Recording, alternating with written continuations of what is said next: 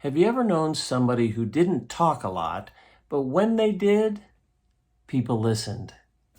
I've always wanted to be that kind of person, but I fail so many times in that. Let's talk about that in your morning cup of inspiration. The importance of your words, the importance of when to speak and when not to speak. I began thinking about it as I was reading in my devotions in Mark. It was in the 14th and the 15th chapters. And this is when Jesus was actually being crucified.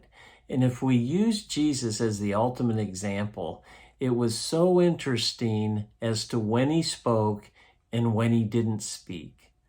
When they were mocking him, when they were asking him silly questions, when they were belittling him, he didn't speak a word. But when it came to important stuff, he did. Listen, in Mark 14, 61 and 62, they said, Jesus remained silent and gave no answer to that other stuff. When they said, "Are you the Christ?"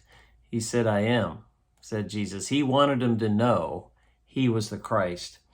Then we get into the 15th chapter. "Are you the King of the Jews?"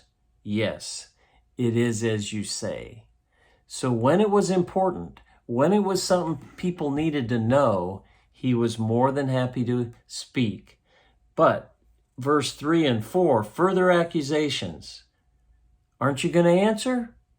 He didn't speak a word. Jesus made no answer. There are times in our life when we need to speak, and there are times in our life when we don't need to speak. We don't need to get down in the mud. We don't need to get into the hearsay and try to defend ourselves or defend our opinion or someone else's opinion.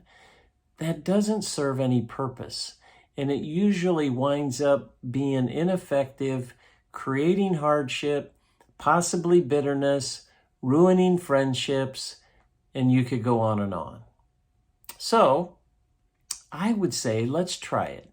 Let's see if we can focus a little bit more as we evaluate when it's time to talk, when it's not time to talk. Let's focus on the important things. Focus on the things that change the kingdom of God for the better, that change you for the better.